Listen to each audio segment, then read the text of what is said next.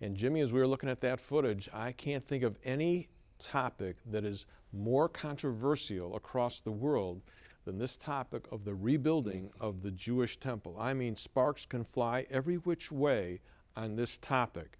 Now, Daniel talks about this. Jesus talked about this. The Apostle Paul talked about this. The book of Revelation talks about this. Explain how close we are to this event. Well, do you remember exactly what Micah Harari said to us when we were there in the harp factory and the harp studio with Shoshana, his wife?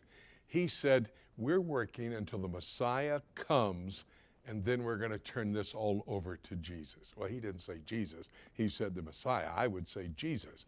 That's how close we are to these events unfolding, being fulfilled. I mean, this is the most significant indicator of the Lord about to shout to call us up to be with Him.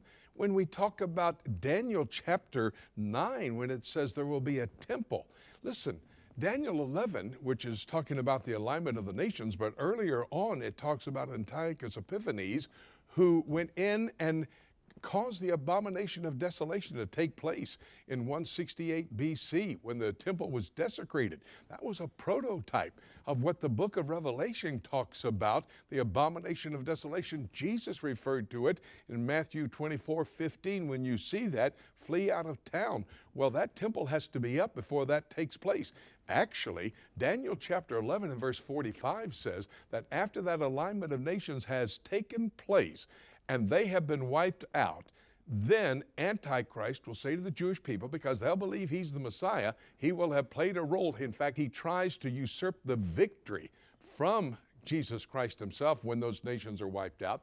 And he says in verse 45, go to the holy mountain of God between the seas, between the Sea of Galilee in the north, the Red Sea in the south, in the east the Dead Sea, in the west the Mediterranean Sea. That holy mountain of God is the Temple Mount itself. And he says, go plant the palace of your tabernacles on the holy mountain of God. So the Antichrist plays into putting that temple up that will stand in the city of Jerusalem during that time of Jacob's trouble.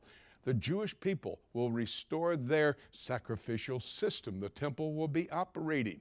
Now, the only problem is the temple that the Jewish people are preparing to build today would not be the temple described in the book of Ezekiel, chapters 40 to 46, 202 detailed information, fact-filled verses that help us know the temple that's going to stand, the one that Jesus Christ builds in the millennial kingdom. But there will be a temple in the tribulation period. All of those preparations have been made.